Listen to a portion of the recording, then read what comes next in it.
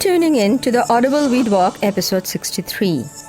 Hello, this is Nina welcoming you in this very special sunny festive day. We just had completed Diwali or Deepavali, though the day completely does not match. Diwali, that is celebrated across northern India, and Kali Puja is a worship of goddess Kali to ward off the evil in the east, finds its similarity in Kartigai Deepam in Tamil Nadu, which is not exactly at the same time but close. Now let's look at the three G's: green, ghost, and ghouls. Actually, can add a fourth one, goblins, to this list. About the first G, greens, why, how, and what are eaten, I have covered in a couple of podcasts. Most detailed is the Audible Weed Walk number 18, aired in November 2020. If you look at the radio website or YouTube Edible Weed Walk channel videos, you can find this one with a blue Audible Weed Walk logo with the episode number. If you are really interested to explore the various aspects of eating greens after a gap of several months, why is so, why is the gap, what to eat, etc., please do listen to that. In this podcast, we'll explore the other G's and arrive at a full list of wild weedy greens and their properties. How's that? I have received a meme. Like many good ones that goes around this part of the year, I don't know the origin of this, but it's sounded darn good. It's a short ghost story.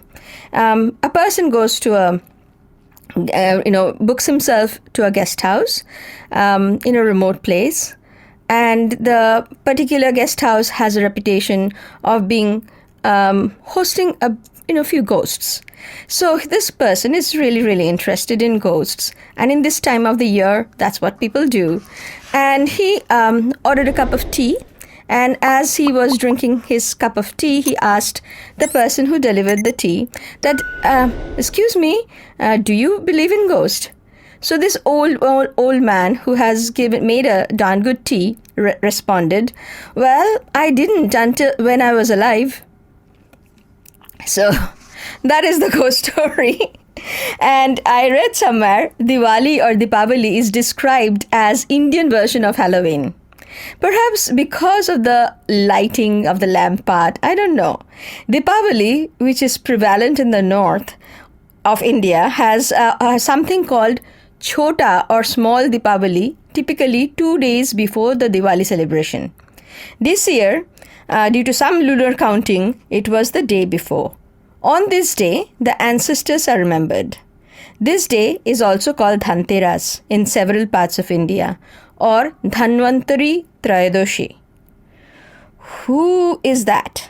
Well, even in the colloquial conversation, if a medical professional happens to be extremely good in her or his ability to heal, the doctor is compared to Dhanvantari even to this day. Legend says that he was the king of Varanasi. But eventually he got recognized as a god himself, an incarnation of Vishnu, who had got the nectar of immortality and is known in the Puranas as the god of Ayurveda. Guess when is his birthday? You got it right. It is the day of the Chota Diwali or Dhanteras, or as in Bengal, we call it bhoot choturdoshi. In India, this day is celebrated as the National Ayurveda Day. Coincidence? Well, I could have added another G to my list. God, greens, ghost, ghouls, and goblins, right? Halloween takes place at the end of October, and it's a pagan in its origin. That is, traditional cultures practiced it, and the practice lingered on as it got incorporated into the Abrahamic traditions. Looking across the world on the similar celebration as Halloween, one finds, surprisingly, they're closely packed together. Between October 31st and November 6th in Mexico, and and in that area, people celebrate the Day of the Dead. In Spanish, I think it's called Dia de Muertos. It is a celebration of life by remembering those who have passed away through much fanfare, celebration, funny and happy anecdotes about the departed. Then there is the Celtic celebration festival of Samhain, which literally means the end of summer, when after the harvest, people would light bonfire and wear costumes to ward off the ghosts. It seems in the 8th century, Pope Gregory III designated November 1st as the time to honor All Saints, who are also known as All Hallows, hence the source of the word Halloween, on this day, and All Souls on the 2nd of November. Interesting, isn't it, how our own ghostly festival, or bhoot choturdoshi, is also celebrated around the same exact time. Remember I had mentioned about Mahalaya Amavasya? Amavasya is the no moon day, when the Pitru Paksha ends and the Devi Paksha begins. On that day marks the day 1 of the 10-day celebration of the Durga festival. Worship of goddess Durga. On Mahalaya, on no moon day, the ancestors are remembered. That day, it seems, is very powerful day, when the gates of the earth, heaven and hell open simultaneously. So all beings roam freely about. In one story I read, Bhoot Choturdoshi or the Chhota Diwali marks the end of that period. At the end of this day, the spirits return home, all content after the going around and being honored during the all the festivities. Bengali families lit up 14 earthen oil lamps or diyas in the darkest corner around their house. It is believed that 14 generations of their ancestors come to visit on that day, and the light guides them. Other free-ranging spirits roam as well, and they feel good about the lamps as well. In another story, the lamps ward them off. So however you take it, none denies the presence of the ghost cults and the goblins on that day. These ghostly characters are so much ingrained in Bengal that there is some nostalgic familiarity and closeness to them. I myself know at least about 25 to 26 categories of ghosts and ghouls that I can name. My favorite is Brahmadoitya, who is learned, benevolent, and lives either on the neem as a directa indica or bale, Aegle marmelos tree, and it's basically a protectorant. There are women ghosts who are separate from the men, ghosts that lives in the tree as opposed to ghosts that prefers bamboo groves, married women ghosts as opposed to unmarried women, those who are obsessed with fish, and those who are simply looking for their own severed body parts. Ghostly characters influence many writers, artists, filmmakers, songwriters. Bengal is full of songs about ghosts and stories about them. Gupinga in Bakabain was written by Upendra Krishna Roy Chaudhary, Satyajit Ray's grandfather, who wrote the story, and Ray made a film on that. Tagore himself wrote several ghostly tales. Ghosts who are familiar, scary, but sometimes friendly. Of the contemporary artist, I found Disha Chakraborty's rendition of the Ghosts of Bengal delightful, and have adapted it as a meme in deepest appreciation and acknowledgement to the drawings.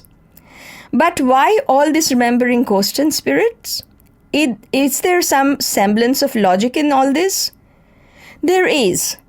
In Northern Hemisphere, it is the beginning of the winter. In the Indian subcontinent, it is supposed to be the end of the southwestern monsoon. Ailment, feeling heavy, cough and cold are common during the long monsoon months. But as the monsoon ends, typically just after the Mahalaya and no moon night, slowly the weather changes to cold. All these while during the monsoon, all along during the monsoon, no one could eat the wild greens. But now, as the cold sets in, the ailment that comes with the change of season, with the onset of winter, can be warded off by eating healthy, nutritious, wild weedy greens. Like the ghosts themselves, they are toughies, and therefore they can fight the real fight to keep all the bad spirit off from the body and bring in well-being. Bhoot choturdoshi is also the day of the choddo shag. Choddo or 14 and shag refers to the wild weedy wonderful grains. It is it's not one or two. It's the incorporation of all the 14. It is also a celebration of the diversity to boost immunity, collectively fight infectious disease and outbreaks that occur in the post-monsoon and thus bring about well-being. I would suggest look at these dates objectively. Rain did not stop this time of the year, this year, and had lingered on. So the starting of the greens with a bang perhaps should be delayed by a week. We are on the northeast monsoon areas and we need to wait now until the end of December. If of course the rain stops as per schedule by the mid-December. So the thumb rule is heavy rainfall season, no eating greens. Wait for the rain to stop, have at least 2 weeks of dry period and then enjoy the lush wonderful growth. Must say, it is really hard to resist the wild weedy greens now. They look so wonderful. Traditionally, in the northeast monsoon areas, there was no such curfew time for wild greens because the rains were in spurts and dry period and in spurts of dry period and rain and cloud time. Not like this, not like it is right now. There's a lot of lingering cloudy days and rainy days, and now we are in a kind of a lengthy rainy season. I would therefore suggest let's follow the thumb rule. Remember, the 14 is just a number. More diversity you incorporate is better. Here is a list of wild weedy greens that I could find just walking outside. I will wait till December to eat them though. I'm giving you the list here. Abrus precatorius, Indian licorice. It's antifungal, antibacterial and anti-migraine. Ivory lanata, English name is mountain knotgrass. It is antioxidant, treats cough and protects bladder or kidney. Acrithis aspera, it's a prickly shaft flower. It's antiparasitic, protects liver and antioxidant.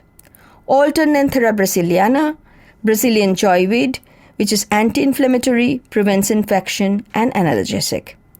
Alternanthera ficoide, or slender joyweed, it's antiviral. Acisthesia gangetica, absolutely wonderful yum greens these are, locally now called as mushroom spinach, is anti-inflammatory, treats bronchial conditions. Cardiospermum helicacabum, balloon vine, which is antibacterial, antifungal, antiparasitic, and many others. Commelina bengalensis, with this beautiful, wonderful blue flowers. It treats sore throat and dysentery and also lowers blood pressure. Then diamond flower, which is Hediotis corymbosa, protects liver and detox and purifies. Hemidesmus indicus, which is Indian sarsaparilla, it is anti-inflammatory and reduces fever. Hibiscus subterifa, this is rosella. It treats cardiac and nerve diseases and mildly laxative. Justicia procumbens, these have beautiful, wonderful flowers which looks like tiny little orchid flowers. They treat cough, prevents and reduces fever. Ocimum tinifilum, this you know, it's tulsi, which has too many medicinal properties that I can list.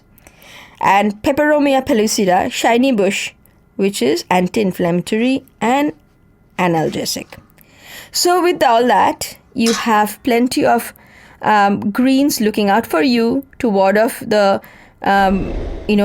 bad spirits and to bring in the very good ones. With that thought, stay well and stay safe. I see you next time.